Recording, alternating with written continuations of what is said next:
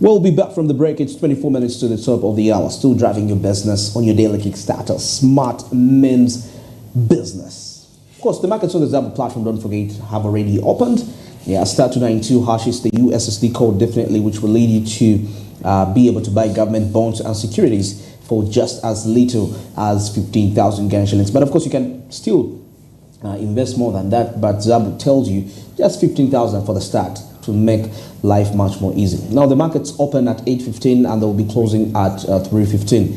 Yes, 8:15 a.m. till 3:15 p.m. Effective Monday up to Friday, except on the weekends and the public holidays when you can't access these markets, but you can actually have the rest of the days of the week, which is not a public holiday and which are not weekends, to make quite some huge profits for you there, and life will be really made a little bit much more easy and friendly. Zabu says, my money, my future. And All Texas East Africa says, do something new for yourself.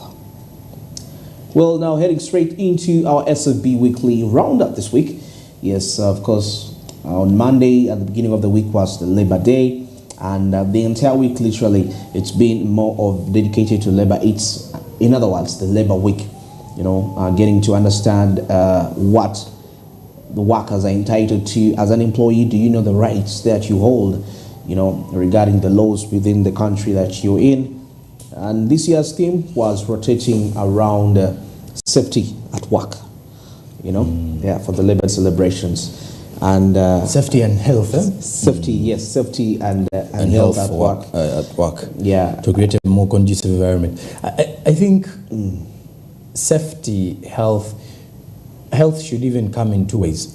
The health environment may be cleanliness and very tidiness and all that, but also health in regards to the relationship between the employer and the employee.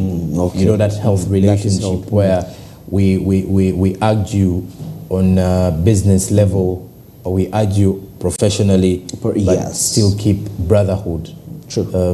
In regards to humanity, that if we get an argument or a misunderstanding in regards to job, you know, my activation or what I do at work and everything, it doesn't change the fact that we are humans and we can still sit down and, you know, talk about other things in life. Regardless of the fact that it's not wise enough for people to be too close to their employers. Yeah, by the way. Yeah, because being too close to your employer, it either tarnishes the reputation of the company, and at the end of the day tarnishes the reputation, or also tarnishes the levels of productivity.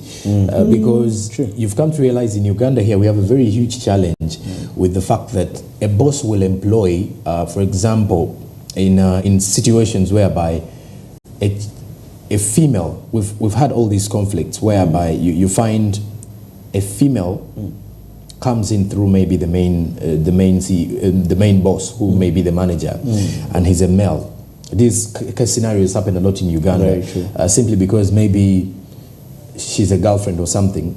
Yeah, or even interests. Somebody has some future, selfish interests in the future. In the future of this particular person. So once this young girl or any woman comes into the space, you get to realize they feel so entitled to the company that they underlook their supervisors because they have a special. They know there is a strong hand behind being there. Yeah, being there. So you get to realize, you notice how they perform at work, how they reply to you, and then you're shocked because at times this kind of special interest in individuals or employees tarnishes the work environment, or leads to less productivity. Very true. And however much we push for health relationships, it should be strictly professional a bit.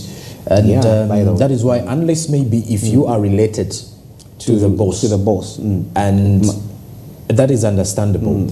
But then you get to realize that we've got companies where bosses and some of the employees are related, and still the professionalism makes it look like they don't even know each other. They go bare knuckles when it comes to the professional arguments and everything. And so when we're looking at health relationships, it's how we relate to people. I'll tell you something so interesting. I remember when I did internship at that was way back when I was at campus. I was, we normally do it towards the end of first year. First year, I think. First year and others second year. Yeah. Then I went to it was a factory of a relative. And I was there for over 4 months. But I tell this story to people that somebody was actually shocked when the person came and they were greeting me. And they're like, wait, you know this person? And this person told me, but how can you know this person and you still act like a normal person? Then I told him, you know what, it's about being professional, exactly. Professionalism. Because what would it, if I don't eat the same food you eat, I don't even eat with you, I'm eating in the office because I know so and so. It would look unprofessional. And by the way, it has also psychological effects it puts on you when it comes to accountability. Yes, accountability, because you have someone who has a soft spot for you. And that means whatever you're doing, you think you're way above the rest. You're way above. So the treatment, you feel like, I think this is the only challenge we are facing in our generation today is every time you hire someone because you know them, not because of what they can add to the company, there is that sense of, I should say, there's a lot of childhood mentality. In most of the young people in our generation, is that someone comes up to a company because you're 25, I was hired directly by the boss. You don't know that the company is having hierarchy. And the hierarchy is, if you are, for example, you have an immediate supervisor. Now your immediate supervisor is supposed to be the one you report to. You report to, exactly. So if your immediate supervisor asks for a report, you have to draft it down for them. You don't go direct to your boss because, hey, my boss, your boss you're undermining your supervisor. And remember, your supervisor's role is to oversee what you're doing at the end of the day. So they have the right to make a report. In professional companies, because it's your immediate supervisor who gives credit to your boss if you're performing or not. So I think when we talk about health and health relationships at workspaces, we need to keep the professional bit of it, and this one goes directly to the employees, how you relate to your employers. And at times I normally come up and tell individuals that I think we've created a wrong perception of employment in Uganda, whereby it is very easy for someone to look at a female in a top post, a top position in office, and ideally say it is not because of merit. Because first of all, why do Ugandans come up and say, we've got a lot of female CEOs in the country here that are highly respected, and we've also got others who are not respected as much, because at times the people who have been around you know your capabilities. So it becomes a shocker for them to see you holding these positions, and some positions are not even because of luck. Some of them are because of favor. Now, favor comes in two ways at times. There is a spiritual kind of favor, and then there is favor that is not selfish. I mean, somebody is favoring you for selfish reasons. For something. So I think this is why our formal employment is actually harsh on Ugandans. That is why at times you see if a female gets a top office job role in the government or anywhere, the eyes are so much on how they perform. True. Why? Because you have to outbid the fact that you have to outbid the mentality of the Ugandans who think you're not there on merit. You are there because of your performance. No, that's a key point. That's a very key point, that you are there not because someone has actually favored you, but because you're performing so well. So you're there on merit rather. So that is what we're facing here in the country. But also on the other hand, when we look at health and safety at work, it is at times employees end up working in environments where their health is never really taken priority. It's never a priority, whereby someone comes and works even when they are not feeling well. You have to work. So your boss doesn't want to know if you're sick or nothing. They need you to provide because you are paid for that, and you don't blame the boss because the boss wants results. They don't want to know about your health and everything. And so I think that is where also our health has to come in, and then your safety. There are people who are working in companies, for example, companies that, people work in construction companies, companies that deal in steel and everything. Heavy machineries, people who operate machines. Yeah. There are actually people who have got disabled because of these companies. Many, very many. And at the end of the day, most of them never get, the compensation. Those are some of the discussions we need to have in our labor sector. Okay. Because as we aim at professionalizing Uganda's economy, I think these are some of the discussions we need to have. I think I had a discussion with on Monday on Labor's Day, whereby we were looking at the fact that it is rare for Ugandan companies to create room for their employees, at least to create a package for them during festive, whereby you come to realize that at times in Ugandan private sector companies, people are not celebrated for leaving. Oh, like yes. That if an employee has resigned officially in good faith. In good faith, yeah. An employee resigns and is like, I'm leaving. I'm joining another company or this. There are two sides. This one, you may be leaving, and your boss may not be happy that you are, or two, you may be leaving not in good faith. Yeah. You've just scenarios whereby someone just runs away from work. No communication, no nothing. You just run away, and they call you Joram, where you have resigned. No official communication, no nothing. And some even don't even pick phone calls. Exactly. When they see that, they just ignore. Figure it out. So that means the relationship you had with your bosses at work was distant, toxic and distant. Yeah. So that you feel like it is a relief for you to get off that duty. And then there are people who actually very minimal. Like I said, we need to create this professionalism whereby if an employee comes and works for you, whether a period of 1 year or 2 years, and you've seen their potentials and what they've added to your company, it is better when they are leaving or for maybe greener pastures. You appreciate. Appreciation may not be in form of giving them any allowance, but at least recognizing their efforts by giving them a send-off that is worth it. And normally in Uganda, 80% of our companies rarely do that. 90%. So, like you say, 90. So it's only the 10% who will only look back and say, okay, we wish you well. And wishing someone well is very difficult. When they are leaving a job for another one. So that's why most people, by the way, in Uganda, when people are working out to seek for other jobs, they do it behind closed doors. I've seen it, by the way, true. You're hiding because once your boss realizes you're looking for another job, you're either fired immediately, even before you even get the other. So what happens, because Ugandans we are really insecure, Africans are really insecure, because you're still skeptical. You're like, let me first write an application. If they call me and give me an interview and they allow me to work, then I'll resign fully. Not resigning to focus on a job you haven't got anywhere. Regardless of what capabilities you have, that insecurity still fits in you. But I think it's because of the employment structure, the professionalism we have here. The minimum wage is not here. There are lots of things that we don't focus on professionally. And I think that is why it is very easy to fire and hire in Uganda. Talk about even if you're on a contract, you can be terminated immediately and no compensation whatsoever, because you were just hired for something. Someone can hire you for 2 years, and once the 3 months they feel like no, they don't need you anymore, it's done. And you see, even when you try to recite the labor laws that you're entitled to, it's not really taken into much consideration. And if you say that you're going to sue your boss in Uganda, you don't. I mean, if you don't have money, it's hard for you to pursue a case in court. Exactly. That's already enough discouragement that you're just an employee. The fact that you're in Uganda, So those are things that I guess need to be reviewed. Maybe in 2 minutes.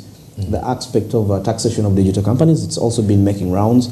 So Canada, Meta and Google, I think, said if that, in Canada, the Senate wants to pass a bill that Google, these tech companies should pay publishers for posting.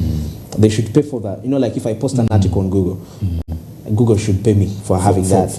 I think why it is so is because governments have come to realize now the digital era is where we are going, and digital companies are making money. Are making a lot of money, even with few employers. Sure. Because when you look at most of the world's richest individuals, most of them are either into communication or into the digital, and now AI is revolving. So either they're into digital, the digital related businesses and stuff, or into communication, which includes media, franchise, and everything. And Parliament was actually passing that yesterday, or they were actually having discussions, not passing, but having discussions around it yesterday. And because of the fact that we have these are companies that are not based in Uganda. They are not. But these are companies that are making money from Uganda. So imagine someone operating in your home without an office. I will tell you, these companies have no offices. You will not find an office of YouTube somewhere or having employees that are Ugandan operating for them, but you will definitely feel their presence. Their presence is felt. And it's too much. That even if a Ugandan comes up with their own app, it will not make a lot of more sense than the others. Okay. They've made money, but apart, before we came on, we were having a discussion regarding YouTube about the demands, money, how YouTube, and we know YouTube is actually stingy. But I'm looking at it makes money off these ads. It's ads. And it gives you less of the money it gets from the adverts. Yeah, because I'm looking at now the people that develop applications. I'm in the tech sector, and I've happened to meet some of these people. Developing applications, and some of them, when they are developing some of these codes to build these applications, which Ugandans use, they are researching on the internet, and they're making money. So I'm thinking, I think Ugandans have also made money from these platforms, because imagine Google, if their servers are down, there are times you search and they tell you servers are down. It's them. They're putting in money. They're paying engineers to make sure that they make servers accessible for you in Uganda to make your research, to make money. There are people that have made, for example, you remember, like at university, towards the end of when you're submitting in your projects to graduate, to some universities it's research, best. People are hired that are specialized for that, and you cannot be into the research industry if you don't have internet. So when I look through all those people, clean money, you just sit, you don't pay any subscription. And now with the introduction of ChatGPT, honestly, which has just made this has just come to destroy everything, to show you that, man, you can do anything with this. So I think we are benefiting at some point. Just that if we've not yet commercialized the skills we obtain from here, there is, now lately you hear what they call the University of YouTube. People learn skills. Somebody will tell you, I learned coding on YouTube. I didn't go to any class. That value. But so now you can apply that very value to a certain company. And well, anyways, we want to wish so, but we shall wait and see if government will appeal, or rather if this particular bill will be passed into law. And once that happens, URA will be able to tax these particular digital services. Well, it's just 4 minutes to the top of the hour, and we've come to the end of the show. Smart Men's Business on the 5th of May, 2023.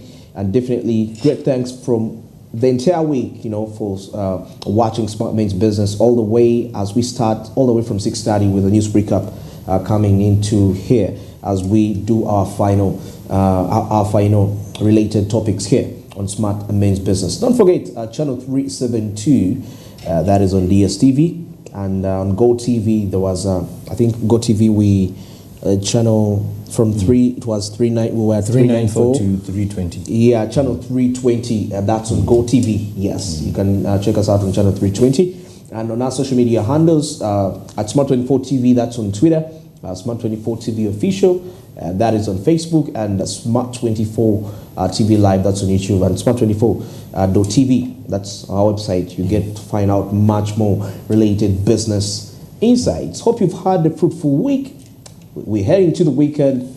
Of course, as a business person, yes, have the fun. Probably you can use the Saturday to have the fun, use the Sunday to go to church, and plan strictly for the week to ensure profitability. Not spend the entire weekend having fun and you forget about Monday for a new week. Well, I've been Andrew Barije with Joram Paul Sonko as we drive your business every morning, Monday up to Friday. Happy weekend. Till next week. Good morning.